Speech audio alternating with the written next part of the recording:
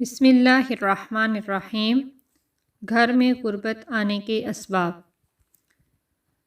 نہانے والی جگہ پر پیشاب کرنا، مہمان آنے پر ناراض ہونا، گھر میں کوڑا کرکٹ رکھنا، زیر ناف بالوں کو 40 دن سے زیادہ رکھنا، مغرب اور عشاء کے درمیان میں سونا، عورتوں کا کھڑے کھڑے بال باندھنا، کھڑے کھڑے پاجامہ پہننا، درخت کے نیچے پیشاب کرنا اور الٹا سونا، قبرستان میں ہنسنا، صبح سویرے سورج نکلنے تک سونا، لہسن اور پیاز کے چھلکے جلانا، گھڑے میں منہ لگا کر پانی پینا،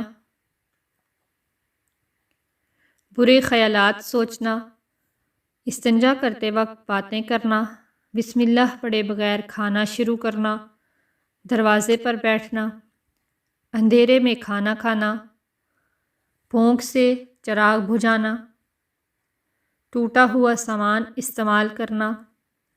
غلط قسم کھانا، آمدنی سے زیادہ خرچ کرنا، رات کو جھاڑو لگانا، دانت سے ناخن کاٹنا، قرآن مجید نہ پڑھنا، بیت الخلاء میں باتیں کرنا، ٹوٹی ہوئی کنگھی سے کنگھا کرنا، پینے کا پانی رات میں کھلا رکھنا،